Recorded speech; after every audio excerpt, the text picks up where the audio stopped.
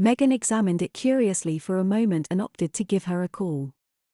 It couldn't hurt and she needed some answers. A receptionist politely asked her to hold and then informed her that the counselor had been expecting her call. Megan asked if she could come in around noon. The receptionist told her noon was fine. The call was quick, painless, and gave her hope. At 5 minutes after noon, Megan found herself sitting in the counselor's office. It wasn't a typical office, nor was it what she expected a psychiatrist's office to look like. There was a couch, but there were also chairs and a table. There were lots of books and paintings on the wall. The carpeting was thick and the room bright, even with the shades drawn closed. The counselor herself also defied Megan's expectations. Helen Schreiber was about 50 with grey hair tucked in a neat bun. She wore large, horn-rimmed glasses and an unpretentious pleated skirt. Megan thought she looked more like a librarian than a psychiatrist. "Megan.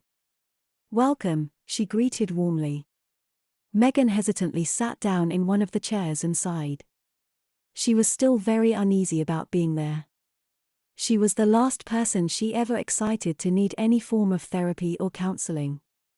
"It's okay," Helen assured her. "I don't bite." Megan nodded. She'd heard that one before.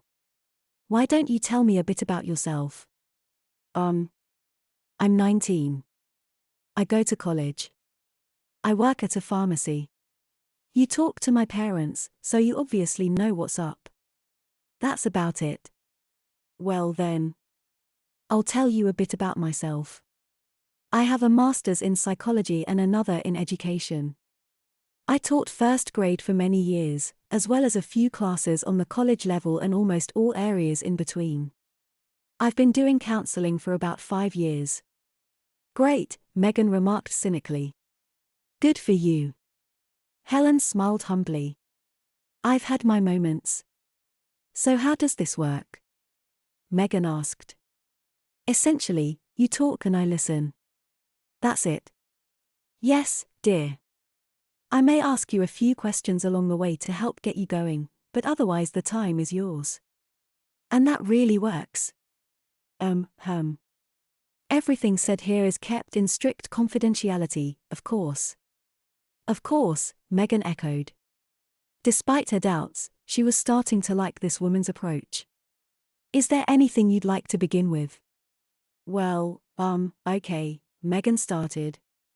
"There's this guy." She went on to give a comprehensive history of her relationship with Ted, up to and including the present. There were a few rough spots that nearly brought her to tears, but she kept herself composed and made it through it all. "And every time someone even mentions him, I get all defensive. I've been acting very bitchy lately. But I don't think it's just that." "Is it?" Helen shrugged. "Why don't you tell me?" "Well," she began, and then stopped. Talking to Dr. Hardy about her bedwetting was one thing. She had known him her own life.